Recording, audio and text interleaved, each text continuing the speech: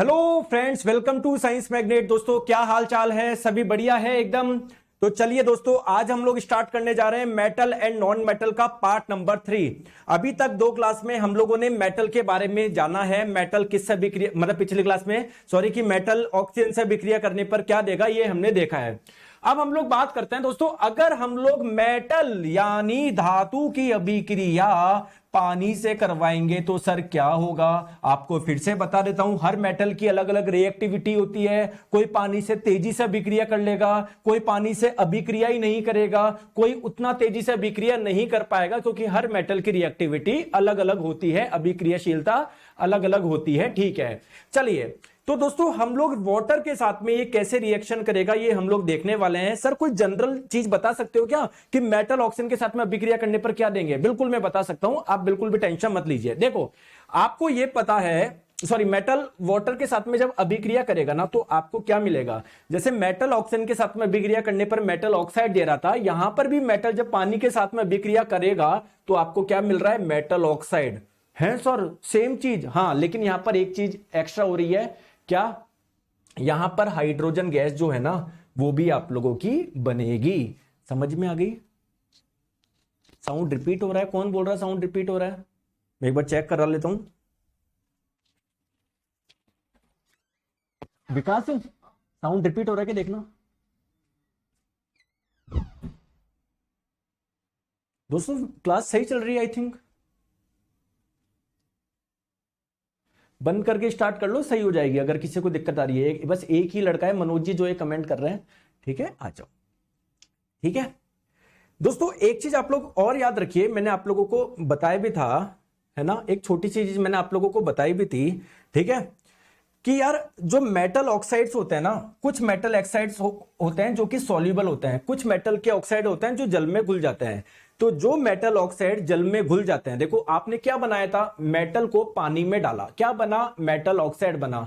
अगर वो कुछ मेटल ऑक्साइड ऐसे होते हैं जो पानी में घुलनशील होते हैं, तो पानी तो है ही, तो वो उसमें और घुल के क्या बन जाएंगे? मेटल हाइड्रोक्साइड बन जाएगा। तो जो मेटल ऑक्साइड पानी में घुलनशील होते हैं वो आप लोगों के क्या होते हैं? पानी में घुल के मेटल हाइड्रोक्साइड बना लेते हैं। ये 2 पॉइंट आप लोग ध्यान रखिएगा। अब सर कौन सी मेटल पानी के साथ में कैसे अभिक्रिया करेगी, एक एक चीज हम लोग बात करेंगे। बस ये नजर में ये वाली टेबल रखना। सबसे पहले दोस्तों ऐसी 2 मेटल जो बहुत ज्यादा रिएक्टिव होती है, पोटेशियम सोडियम, इसकी हम लोग बात करते हैं। ठीक है, आ जाओ दोस्तों। अगर आपने पानी में सोडियम डाला या पानी में पोटेशियम डाला तो होगा क्या दोस्तों? पोटेशियम सोडियम बहुत ज्यादा आप लोगों को पता है इनकी रिएक्टिविटी होती है, बहुत ज्यादा आप लोगों की क्या है ये।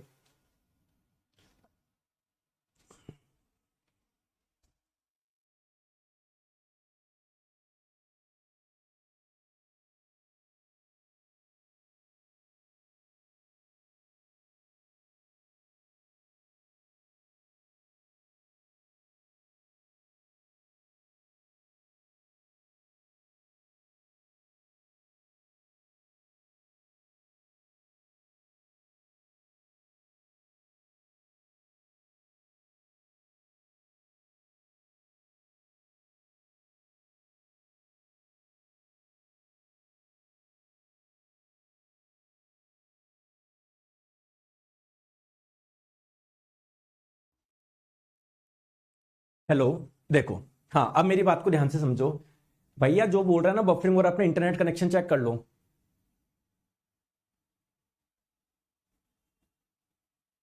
आप समझ ही नहीं पा रहे हो, मैं पढ़ा रहा हूं सर। बफरिंग बफरिंग, जो अगर किसी की दिक्कत आ रही नेट चेक कर लो। अगर आपके नहीं आ रही है तो दोस्तों लॉग आउट करके लॉग इन कर लो। कोई दिक्कत आ रही है इस नंबर पे संपर्क कर लो, आपके लिए सारी मैंने सुविधा कर रखी है। बस इधर आप लोग पढ़ाई करो यार, है ना।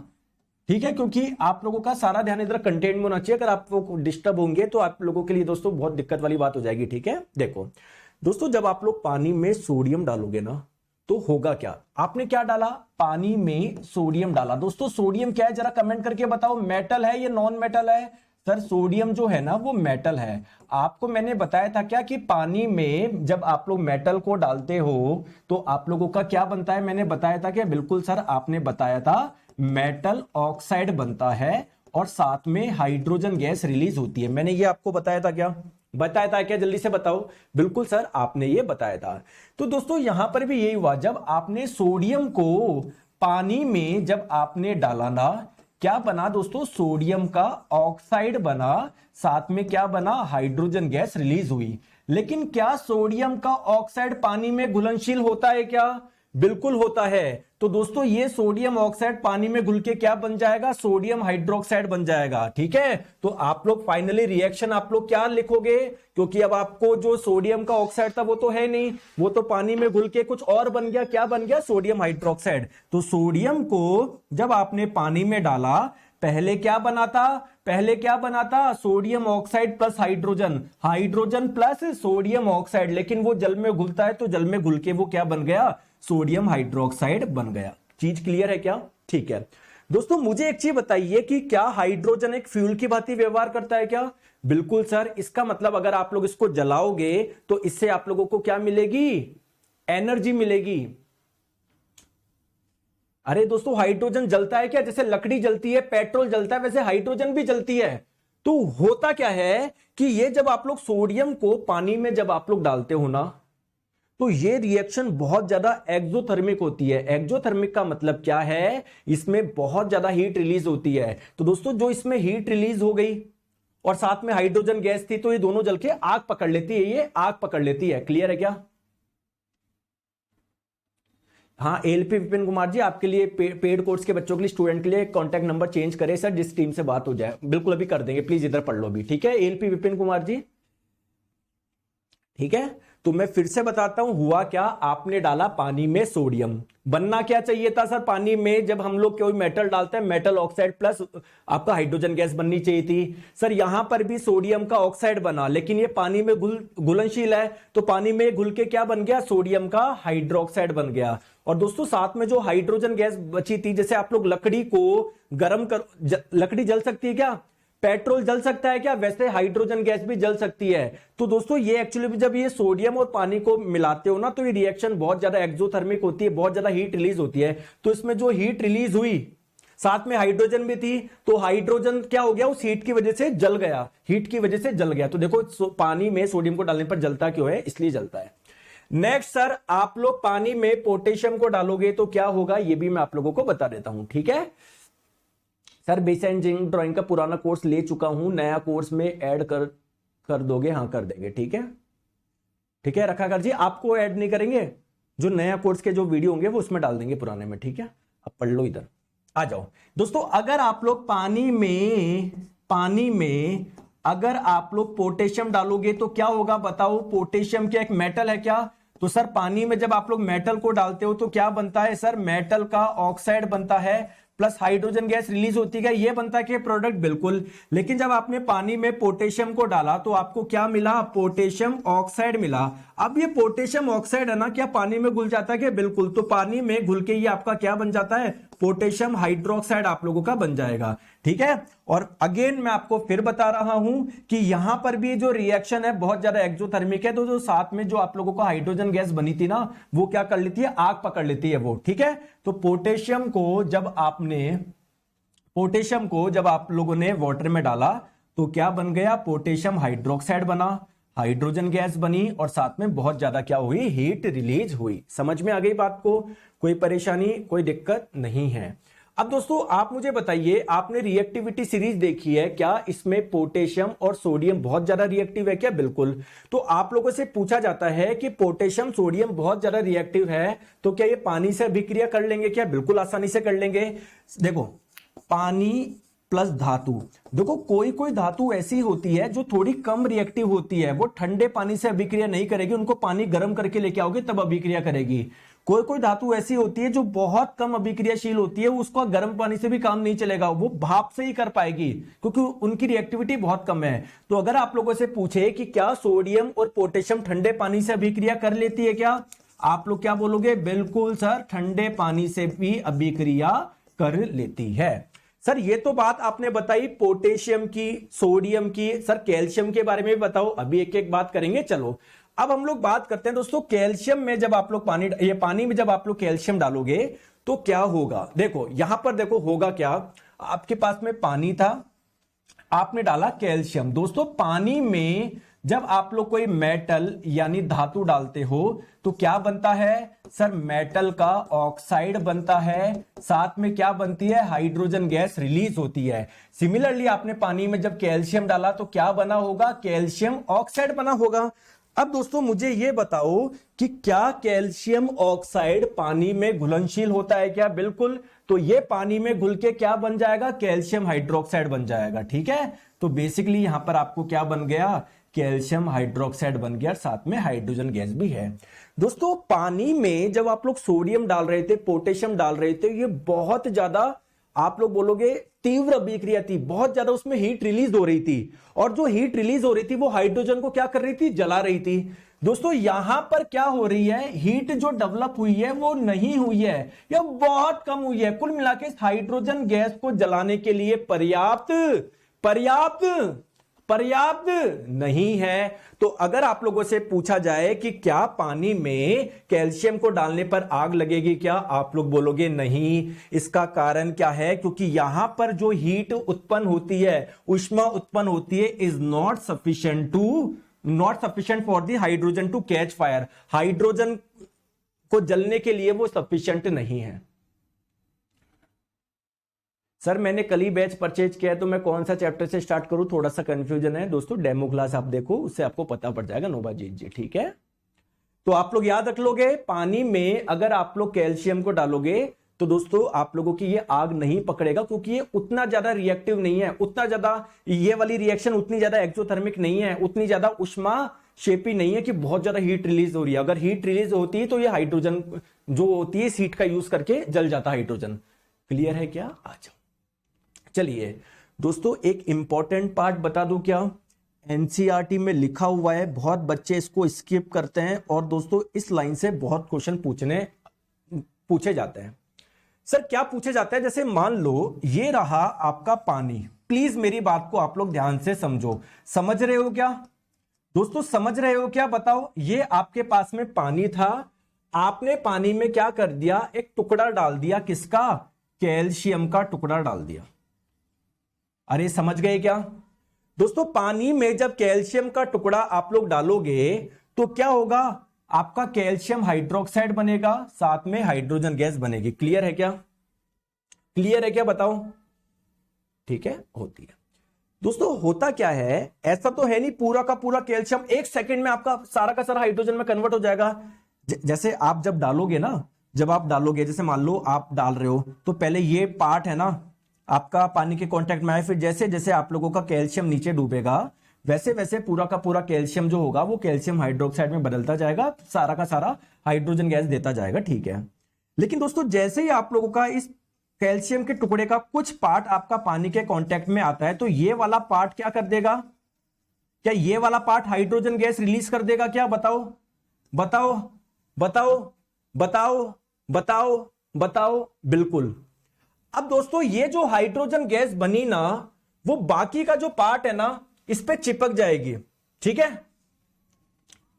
ठीक है, इसके जो बबल बने, हाइड्रोजन गैस जो बनी ना, ये जो बबल होंगे ना इसके चिपक जाएंगे, इसके चिपक जाएंगे, इसके चिपक जाएंगे।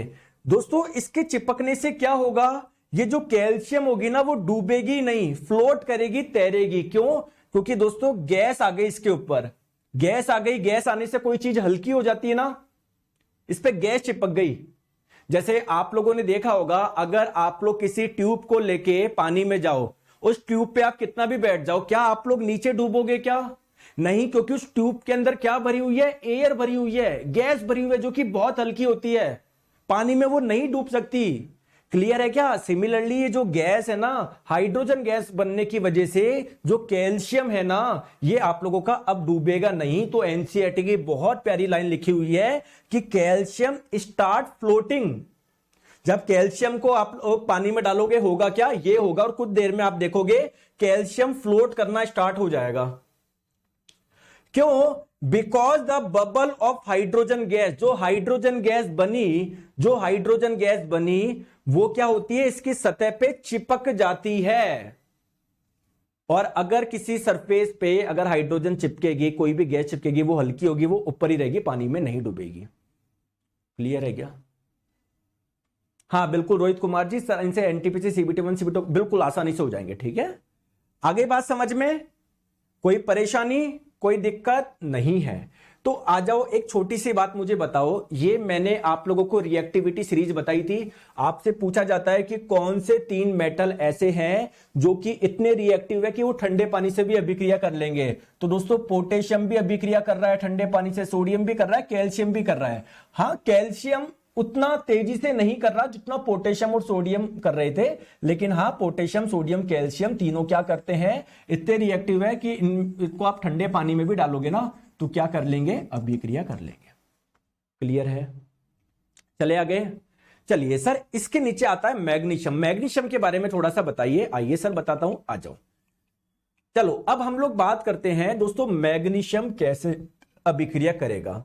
आपने क्या करा, मैग्नीशियम को ठंडे पानी में डाला, नॉर्मल पानी में डाला। दोस्तों मैग्नीशियम की रिएक्टिविटी कम है तो ये ठंडे पानी के साथ में अभिक्रिया नहीं करता। याद रह जाएगा क्या दोस्तों, इनमें से कौन है जो कि ठंडे पानी से अभिक्रिया नहीं करता? 4 ऑप्शन दे दे, सोडियम पोटेशियम कैल्शियम मैग्नीशियम।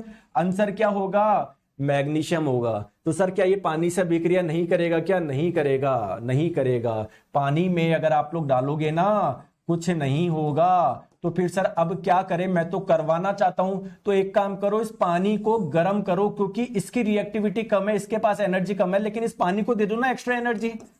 ठीक है, तो आप लोग मैग्नीशियम जो होता है ना वो गर्म पानी से अभिक्रिया करता है। सर गर्म पानी से अभिक्रिया मतलब अब अभिक्रिया करके क्या देगा, वो ही देगा जो अभी तक आपका सोडियम दे रहा था, वो ही देगा जो अभी तक आपका पोटेशियम दे रहा था, वो ही देगा जो अभी तक आपका कैल्शियम दे रहा था। क्या आपका मैग्नीशियम हाइड्रोक्साइड प्लस वाटर। हुआ क्या होगा, पानी में आपने धातु डाला, बना होगा मेटल का ऑक्साइड यानी मैग्नीशियम का ऑक्साइड। ये पानी में घुलनशील है तो घुल के फर्दर क्या बन जाएगा, ये मैग्नीशियम हाइड्रोक्साइड बन जाएगा, साथ में हाइड्रोजन गैस बन जाएगी।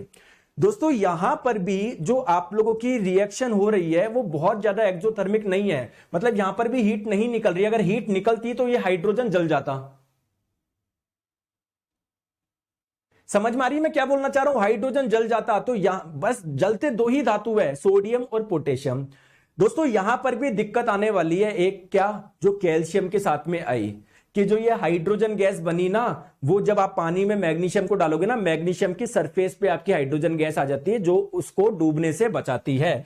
तो आप लोग ध्यान रखिएगा यहां पर भी, it also start floating due to the bubble of hydrogen gas sticking on its surface. यहां पर भी मैग्नीशियम जब पानी में डालोगे ना, जो हाइड्रोजन गैस बनी ना, इसकी सरफेस मैग्नीशियम के चिपक जाने की वजह से ऊपर ही फ्लोट करेगी, नीचे नहीं आएगी। आगे बात समझ में, ठीक है चले आगे दोस्तों, यहां तक क्लियर है। चलो आ जाओ सर, नेक्स्ट हम लोग बात करते हैं, ये आपने बता दिया। देखो बार बार मैं आपको बता रहा हूं तो आप लोग बोलोगे कि सर मैग्नीशियम जो होता है ना वो कोल्ड से नहीं करेगा, वो हॉट वाटर से करेगा। अब आपके मन में क्वेश्चन आएगा सर एल्यूमिनियम जिंक आयरन इसका क्या करे, अभी बताते हैं। टेंशन क्यों लेते हो, टेंशन क्यों लेते हो, आ जाओ। ठीक है आ जाओ दोस्तों। बात करें अगर हम लोग एल्यूमिनियम की, बात करें आयरन की, बात करें जिंक की, तो इनकी रिएक्टिविटी क्या है, मैग्नीशियम से भी कम है। तो अगर आप लोग लेके जाओगे कि लो भैया पानी ले लिया अभिक्रिया कर लो, नहीं, फिर आप बोलोगे चलो मैं पानी को गर्म कर देता हूं, ये बोलेगा नहीं। दोस्तों ना ये ठंडे पानी से अभिक्रिया करते, ना ये गर्म पानी से अभिक्रिया करते। इनको क्या चाहिए, अरे इनको क्या चाहिए, स्टीम चाहिए, भाप चाहिए। ठीक है, तो इनको चाहिए स्टीम। है तो एक्चुअली H2O ही, लेकिन क्या है ये बहुत हाई एनर्जी वाला, क्योंकि पानी को गर्म करोगे एनर्जी दोगे तो आपका पानी गर्म होगा, और एनर्जी दोगे तो स्टीम में कन्वर्ट होगा।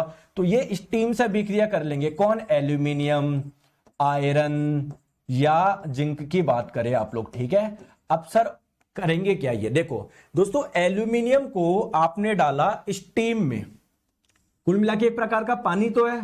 तो क्या बनना चाहिए था, जब आप लोग किसी भी मेटल को वाटर में डालते हो मेटल ऑक्साइड बनना चाहिए और हाइड्रोजन गैस बननी चाहिए। तो दोस्तों यहां पर भी मेटल का ऑक्साइड बन गया, लेकिन दोस्तों ये क्या होता है, पानी में घुलनशील नहीं होता, इसलिए आप लोगों का ये हाइड्रोक्साइड नहीं बन पा रहा है, केवल ये बन जाएगा एल्यूमिनियम ऑक्साइड। क्लियर है क्या दोस्तों, बताओ। सर पोटेशियम केरोसिन के साथ अभिक्रिया क्यों नहीं करती? मन्नू कुमार जी एक छोटी सी चीज मुझे बताओ, जब हमको भूख लगती है हम रोटी सब्जी यही क्यों खाते हैं, भाटे क्यों नहीं खाते, पत्थर क्यों नहीं खाते? क्योंकि हमारी बॉडी उसके लिए नहीं बनी है। पत्थर की प्रकृति अलग है, रोटी की अलग है, सब्जी की अलग है। सिमिलरली दोस्तों पानी एक अलग पदार्थ है, केरोसिन अलग पदार्थ है। इसका मतलब ये थोड़ी अगर सोडियम पानी से अभिक्रिया कर रहा है तो सबसे कर लेगा, तो पानी से अभिक्रिया कर लेता है, इसलिए हम लोग पानी में नहीं डाल रहे, केरोसिन में डाल रहे हैं, क्योंकि केरोसिन से नहीं कर रहा वो। क्लियर है? सिमिलरली दोस्तों जो आपका आयरन है, लोहा है, इसको भी जब आप लोग स्टीम करवाओगे तो आप लोगों को क्या मिलेगा? आयरन का ऑक्साइड मिलेगा, साथ में हाइड्रोजन गैस रिलीज होगी।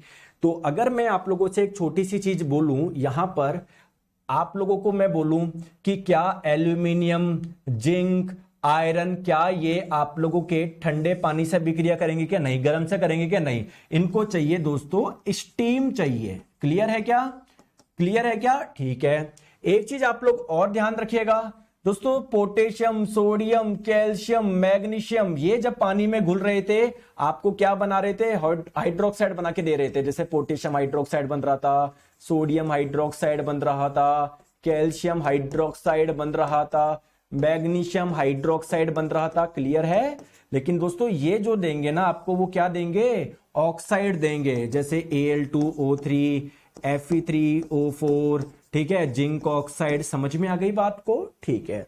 अब बात करते हैं सर लेड के बारे में बताओ, सर कॉपर के बारे में बताओ, सर मरकरी के बारे में बताओ, सिल्वर के बारे में बताओ, गोल्ड के बारे में बताओ। अभी बताते हैं, टेंशन क्यों लेते हो? ठीक है, आ जाओ, चले आगे आ जाओ। दोस्तों जो मैंने आपको मेटल का नाम बताया, लेड हो गया, सिल्वर, गोल्ड, कॉपर, इनकी रिएक्टिविटी बहुत कम है ना। तो दोस्तों ये पानी से अभिक्रिया करते ही नहीं, चाहे आप ठंडा पानी डालो, गर्म पानी डालो, भाप डालो, ये अभिक्रिया नहीं करेंगे।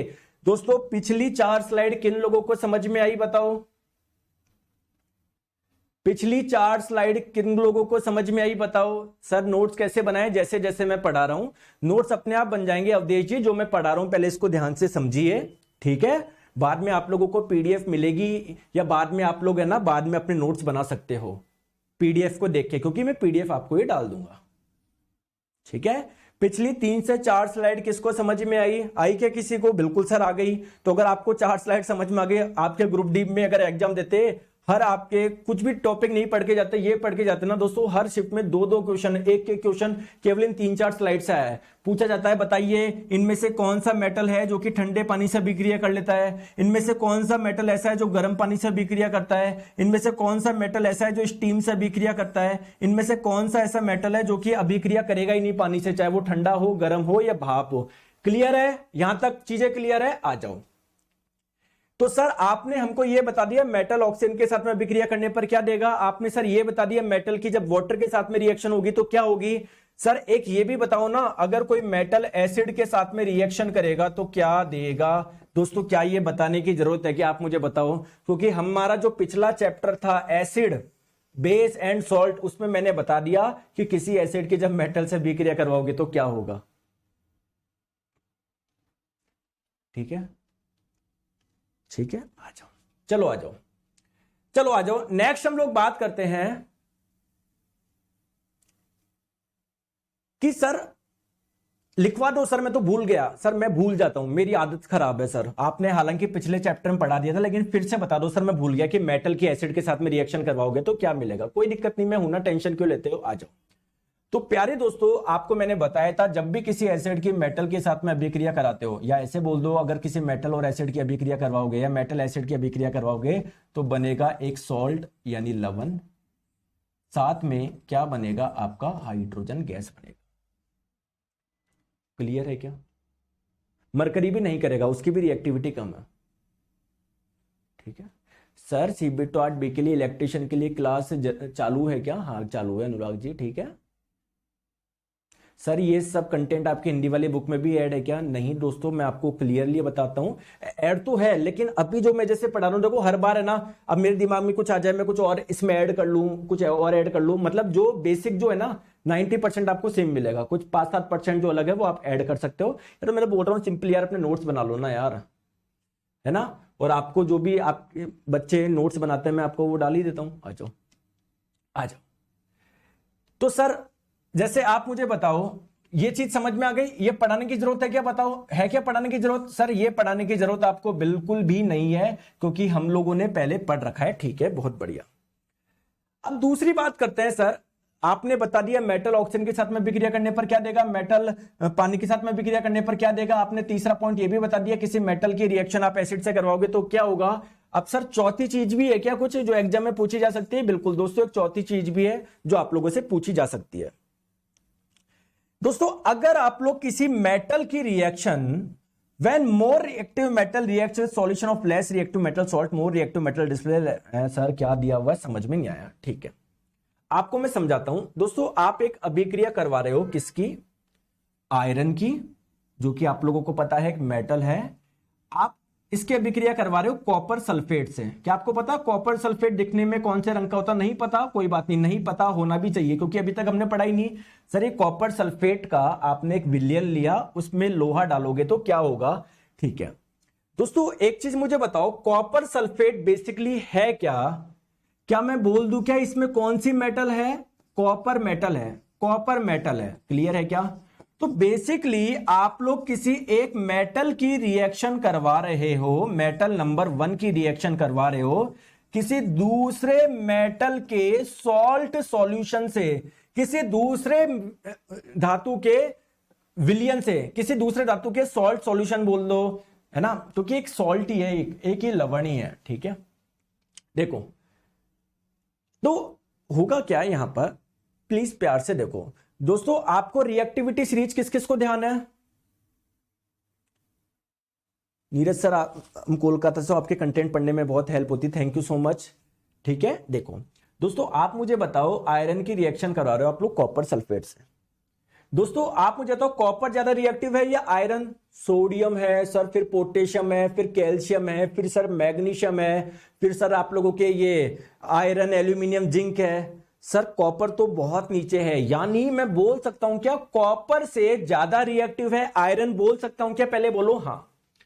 दोस्तों कॉपर किसके साथ में बैठा हुआ है मुझे बताओ? सर SO4 के साथ में बैठा हुआ है। हो सकता है सर SO4 मेटल के साथ में जुड़ता हो, या मेटल को SO4 पसंद हो। ठीक है, लेकिन आयरन बोलेगा कि भाई कॉपर तू एक मेटल है, मैं भी तो एक मेटल हूं, तो तू हट, मैं बैठूंगा SO4 के साथ में।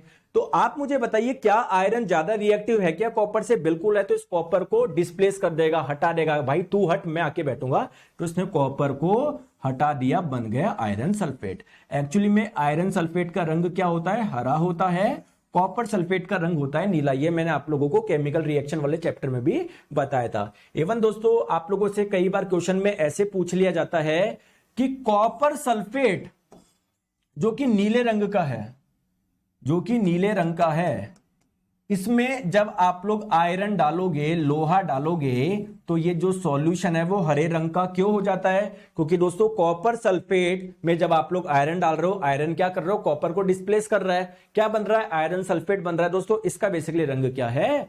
हरा है। ठीक है, अच्छा चलिए सर कोई और एग्जाम्पल बता सकते हो क्या? देखो जैसे आप लोग मुझे बताओ प्लीज, यहां पर देखो आप लोग क्या करवा रहे हो? जिंक की रिएक्शन करवा रहे हो कॉपर सल्फेट से। यहां पर क्या होगा दोस्तों? अगेन जो जिंक है वो कॉपर से ज्यादा रिएक्टिव है। कॉपर को बोलेगा कि भाई तू एक मेटल है, मानते हैं मेटल SO4 के साथ में बैठते हैं, लेकिन मैं भी तो मेटल हूं, तेरे से ज्यादा रिएक्टिव, तू हट मैं बैठूंगा। तो यहां पर जिंक सल्फेट बन जाएगा, आप लोगों का कॉपर अलग हो जाएगा। ठीक है, समझ में आ गई बात को? अच्छा क्लियर है? समझ में आ गई? समझ में आ गई? किस किस को आ गई? ठीक है दोस्तों आप मुझे एक चीज बताओ, मैंने पिछले वाले जब हमने ये पढ़ा था एसिड बेस एंड सॉल्ट, मैंने कुछ एग्जांपल दिया था क्या कि कोई मेटल एसिड के साथ में अभिक्रिया करेगा तो क्या देगा? याद है क्या आपको? जैसे मैंने आपको बताया था जिंक की अभिक्रिया जब आप लोग HCl से, हाइड्रोक्लोरिक एसिड से करवाओगे तो आपका बनता है जिंक क्लोराइड, साथ में हाइड्रोजन गैस। बताया था क्या, भूल गए? जैसे मैंने आपको बताया था अगर जिंक की अभिक्रिया करवाओगे आप लोग सल्फ्यूरिक एसिड से तो आपका बनेगा zinc sulphate plus hydrogen gas. बताया था क्या? तो दोस्तों आप लोग ध्यान रखो, मेटल जो होते हैं वो एसिड के साथ में रिएक्शन करते हैं और साथ में क्या बनाते हैं? सॉल्ट बनाते हैं प्लस हाइड्रोजन गैस बनाते हैं। सर मैंने बेसिक साइंस कोर्स में कूपन कोड डाल रहा हूं लेकिन इनवैलिड बता रहा है, क्योंकि आलोक जी वो coupon code basic science and engineering के लिए नहीं है। ठीक है, इसलिए इनवैलिड बता रहा है। ठीक है, आ जाओ दोस्तों। आप लोगों से एग्जाम में पूछा जाता है, एनसीईआरटी में स्पेशल मेंशन है, बहुत क्वेश्चन आता है दोस्तों, वो है नाइट्रिक एसिड। कि सर अगर किसी मेटल की रिएक्शन हम लोग नाइट्रिक एसिड से करवाएंगे तो सर तब क्या होगा।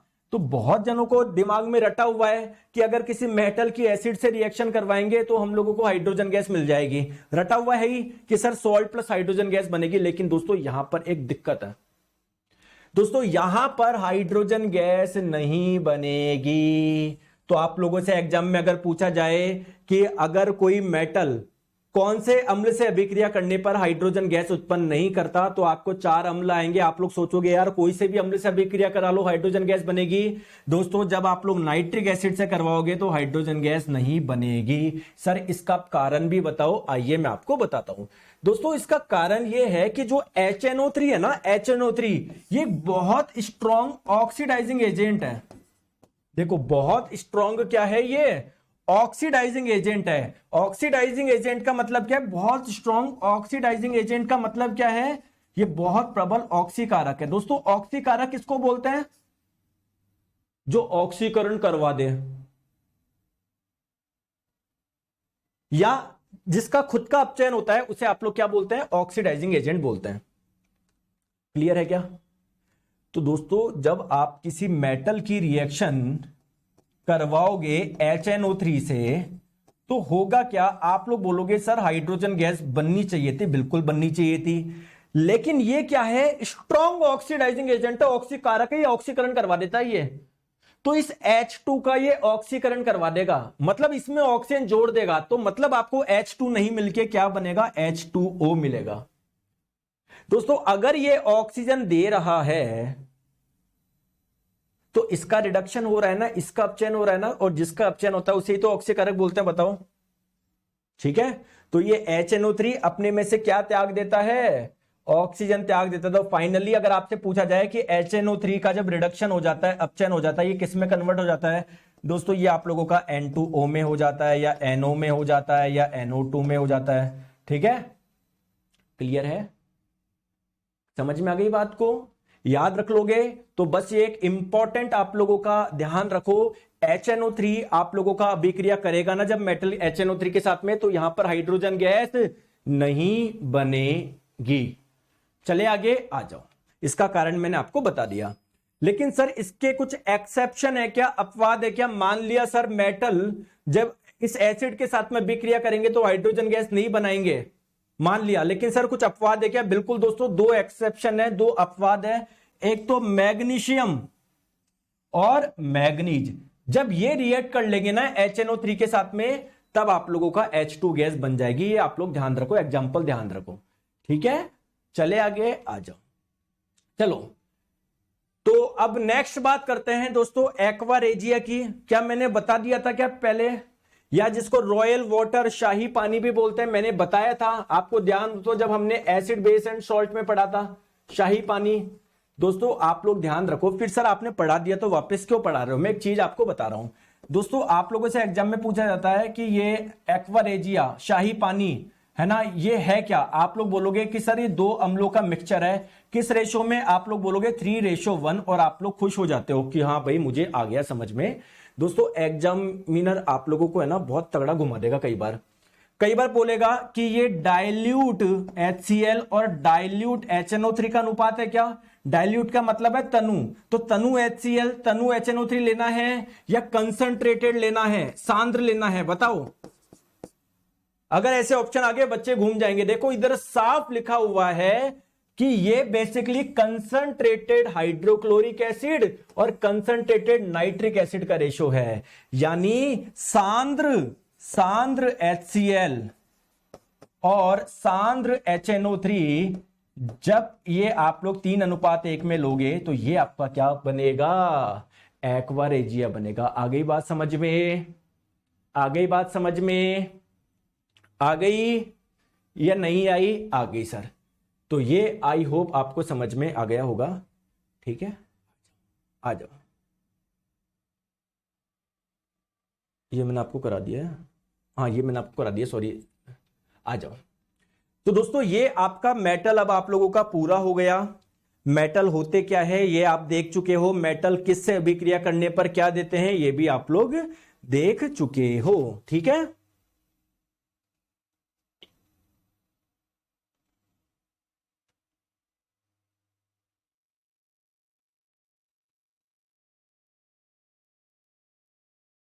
अरे देख चुके हो क्या?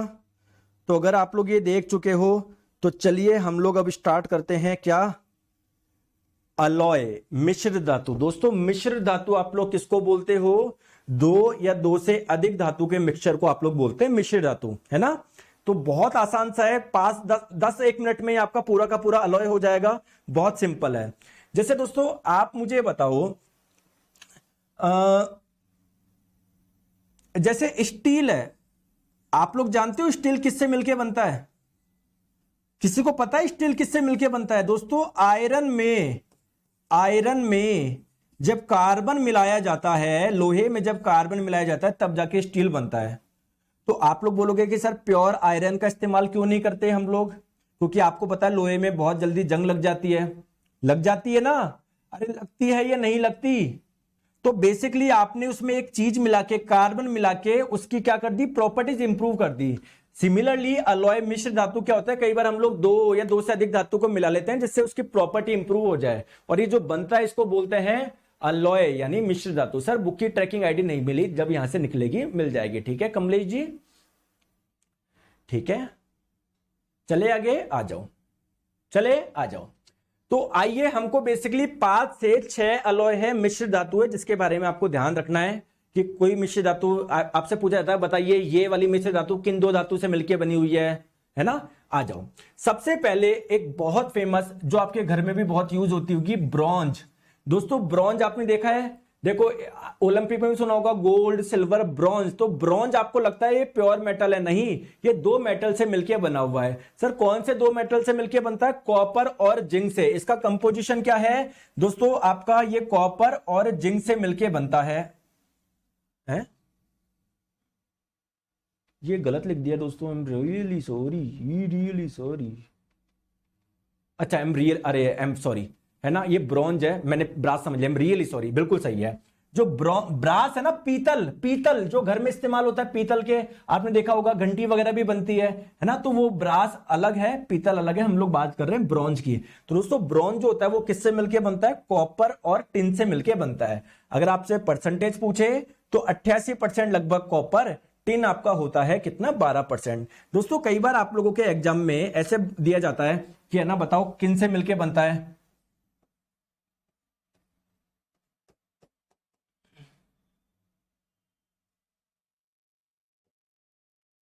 पहला ऑप्शन ये रहा, दूसरा ऑप्शन ये रहा, तीसरा ऑप्शन ये रहा, ठीक है। अब आप लोग बोलते हो कॉपर और टिन से मिलकर बना हुआ है, कुछ लोग तो इस पे टिक कर देंगे, लेकिन फिर बोलेंगे कि नहीं यार सीओ तो कोबाल्ट का होता है, कॉपर का थोड़ी होता है सिंबल, इसको आप लोग हटा दोगे। फिर कुछ जने बोलेंगे हाँ सर ये रहा कॉपर, ये रहा टिन। दोस्तों ये टाइटेनियम का होता है, ठीक है। तो मैं आपको ये समझाने जा रहा हूं कि जैसे आपको पता है ना कॉपर का सिंबल Cu होता है, वैसे टिन का सिंबल क्या होता है? Sn होता है। क्यों सर? क्योंकि टिन का लैटिन नेम होता है स्टेनम। तो आप लोग ध्यान रखिएगा, इसका सिंबल Sn होता है। एक चीज आप लोग और ध्यान रखिएगा दोस्तों कि इसका इस्तेमाल कहां पर होता है दोस्तों? मूर्तियां बनाने में, सिक्के बनाने में, बर्तन बनाने में, जो आप लोगों को पता है। सर बेसिक इंजीनियरिंग क्या रेगुलर क्लास होगा क्या सेम टाइम में? हाँ 2 से 3 होगा उसका, ठीक है। अच्छा चलो नेक्स्ट हम लोग बात करते हैं दोस्तों ब्रास यानी पीतल की। पीतल आप लोगों को पता ही है कहां पर यूज होता है दोस्तों। पीतल आपका दो चीजों से मिलकर बनता है, एक तो कॉपर और एक किससे मिलकर बनता है? जिंक से। 70% कॉपर होता है, 30% आप लोगों का जिंक होता है। पीतल का आप लोगों को पता है दोस्तों, मूर्तियां भी बनती है, घंटियां भी बनती है, बर्तन भी बनते हैं पीतल के, है ना। तो पीतल किन से मिलकर बनता है ये आप लोगों को ध्यान रखना है। चलो आ जाओ, नेक्स्ट हम लोग बात करते हैं गन मेटल। दोस्तों ये इतना इंपॉर्टेंट नहीं है, मैं पहले ही बता दूं स्टार्टिंग के दो बहुत इंपॉर्टेंट है, ये इतना इंपॉर्टेंट नहीं है तो इसमें परसेंटेज ध्यान मत रखो, बस आप लोग ये ध्यान रखो कॉपर टिन जिंक से मिलकर बनता है। पहले वाला कॉपर और टिन से मिलकर बन रहा था आपका ब्रॉन्ज, फिर आप लोगों का जो ब्रास था पीतल वो कॉपर और जिंक से मिलकर बन रहा था, इसमें तीनों ही आप लोगों के मिल गए हैं, ठीक है। तो ये गन मेटल है ना, इसका भी जो यूज होता है ना वो आप लोगों के गियर वगैरह, और जो आपने देखा होगा ये जो होता है ना इसको क्या बोलते हैं आप लोगों के, वॉल्स वगैरह, वॉल्व वगैरह बनाने में इस्तेमाल किया जाता है, लेकिन फिर मैं बोलूंगा ये इतना इंपॉर्टेंट नहीं है, बस आप तो ये चीज ध्यान रख लो, कॉपर टिन जिंक। परसेंटेज में ध्यान मत रखो आप लोग, ठीक है। आ जाओ नेक्स्ट हम लोग बात करते हैं जर्मन सिल्वर। इससे बहुत क्वेश्चन पूछे जाते हैं। देखो आपको लग रहा होगा कि जर्मन सिल्वर, यार इस मिश्र धातु में सिल्वर बहुत ज्यादा होगी, लेकिन दोस्तों इसमें सिल्वर होती ही नहीं है। तो फिर सर इसका नाम क्यों रखा है? क्योंकि इसका अपीयरेंस, दिखने में ये सिल्वर जैसा होता है ना। तो सर ये किन चीजों से मिलकर बनता है? कॉपर प्लस जिंक प्लस आप लोगों का निकल, तीन चीजों से मिलकर बनता है। ध्यान रख लोगे ये? अरे ध्यान रख लोगे क्या? ध्यान रख लोगे क्या? ध्यान रख लोगे क्या? बिल्कुल सर। इसका यूज क्या है? आभूषण बनाओ ना, जब चांदी जैसा दिखता है तो उसके आभूषण बनाओ, क्या दिक्कत है? बर्तन बनाओ, लोगों को लगेगा चांदी के बर्तन में खा रहे हो, लेकिन चांदी के बर्तन नहीं है, बेसिकली वो किसके? जर्मन सिल्वर के हैं। दोस्तों हीटिंग कॉइल्स बनाने में भी यूज होता है। कोई हीटर होता है उसके अंदर ऐसे ही कॉइल्स, कुंडली होती है ना, तो वो भी आप लोगों की इसका यूज कर सकते हो, जर्मन सिल्वर का, ठीक है। आ जाओ नेक्स्ट हम लोग बात करते हैं सोल्डर। दोस्तों आप लोग जानते हो एक प्रोसेस होता है सोल्डरिंग। देखो पहले क्या हो जाते थे, मोबाइल जब खराब हो जाते थे ना, आप सर्विस पे डाल के आते थे ना, वो इसका यूज करते थे। जैसे मान लो एक मेटल की प्लेट है, ये दूसरी मेटल की प्लेट है, इसको चिपकाने के लिए बताऊं क्या करते थे? इसको गर्म करते थे, जैसे ही मेल्ट होके इनके बीच में पिघल जाता था, ये दोनों आपके क्या हो जाते थे? जम जाते थे, है ना। ये जैसे मेटल मेल्ट होके पिघल के जब इसके बीच में गिर जाता था, थोड़ी देर बाद में सूख जाता था, तो इन दोनों को चिपका देता था। तो आप लोग बोलोगे कि सर वेल्डिंग ही कर लेते हैं। वेल्डिंग कहां पर करोगे यार? वेल्डिंग एक दो बड़ी प्लेट को जोड़ने के लिए होता है। बेचारे चिन्नू चिन्नू से प्लेट के लिए वेल्डिंग करोगे, दोनों आपकी मेल्ट हो जाएगी है, क्योंकि वेल्डिंग बहुत हाई टेम्परेचर पे होती है। क्लियर है क्या? Sir ji cold water, hot water, steam से रिएक्शन कौन कौन मेटल करेगा, एक सर बता दीजिए। बता तो दिया संजीत जी, संजीत जी आपको बता तो दिया, देखो आपको बता तो दिया कि भाई ये क्या कर, लिख तो दिया मैंने, ये कोल्ड से करेंगे, हॉट से करेंगे, स्टीम से करेंगे, या अभिक्रिया करेंगे ही नहीं। और कैसे बताऊं, आप मुझे बताओ। हैं दोस्तों आप लोग ऐसे, है ना, मैं आपको फिर बोल रहा हूं, आपको जो मैं पढ़ा रहा हूं उधर ध्यान दे लो। मैं आपको विश्वास दिलाता हूं, आपका सिलेक्शन तो बहुत दूर की, मतलब बहुत छोटी बात है यार, 100% मार्क्स आ जाएंगे, लेकिन आप पढ़ते नहीं हो, फालतू के डाउट लेकर आते रहते हो, आप खुद का नुकसान करते हो। मेरे तो क्या है, मतलब इतना प्यार से समझा लिया फिर भी आप नहीं समझते। तो सर एक्चुअली में जो वायर जो है ना, वायर, ये बेसिकली एक मिश्र धातु है जिसका नाम है सोल्डर। सर ये मिश्र धातु किससे मिलके बनता है? सर ये टिन से प्लस लेड से मिलके बनता है। दोस्तों रेशो होता है ना, वो चेंज हो सकता है, कहीं पर आप देखोगे 50-50, कहीं पर 60-40 है ना। तो बस आप तो ये ध्यान रखो, टिन और लेड से मिलके ये बनता है। इसका यूज आपको बताने की जरूरत नहीं है दोस्तों, दो मेटल को जोड़ने के लिए आप लोग इसका यूज करोगे, ठीक है।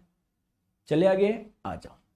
नेक्स्ट हम लोग बात करते हैं स्टेनलेस स्टील। जो हमारे घर में स्टील होता है ना, जानते हो, तो वो कैसे बनता है? एक्चुअली में इसमें क्रोमियम, निकल और क्या होता है? स्टील होता है, ठीक है। स्टील का मैं आपको फिर से बताता हूं, स्टील खुद आपका लोहे प्लस कार्बन से मिलकर बनता है। अगर आप चाहो तो इसमें कुछ और बात और भी डल सकता है, मैग्नीज वगैरह, फॉस्फोरस भी डल जाता है थोड़ा बहुत, ये लेकिन मेजरली आपका आयरन प्लस कार्बन ही होता है, ठीक है।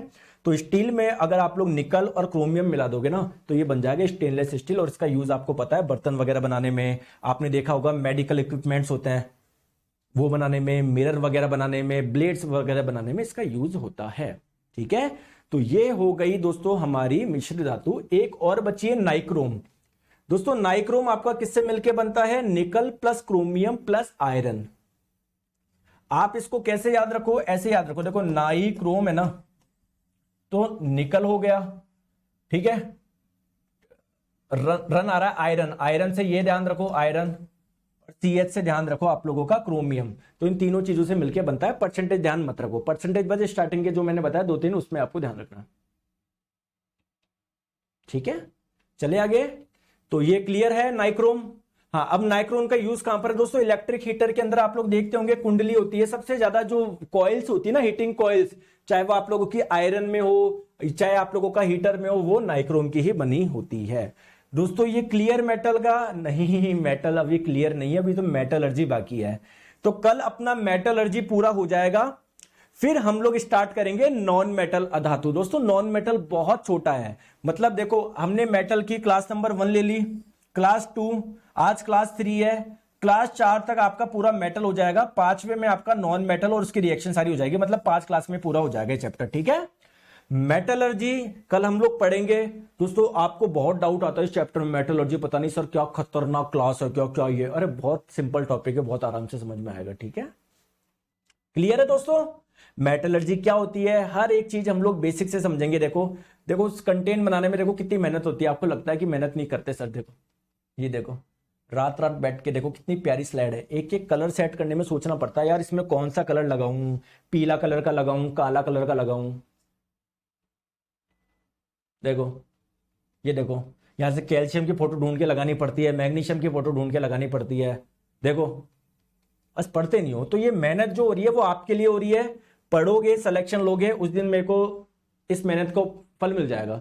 तो बस मैं आपको बोल रहा हूं पढ़ाई करो, सारी टेंशन मेरे पे छोड़ दो, कंटेंट क्या है क्या नहीं मेरे पे छोड़ दो आप, है ना।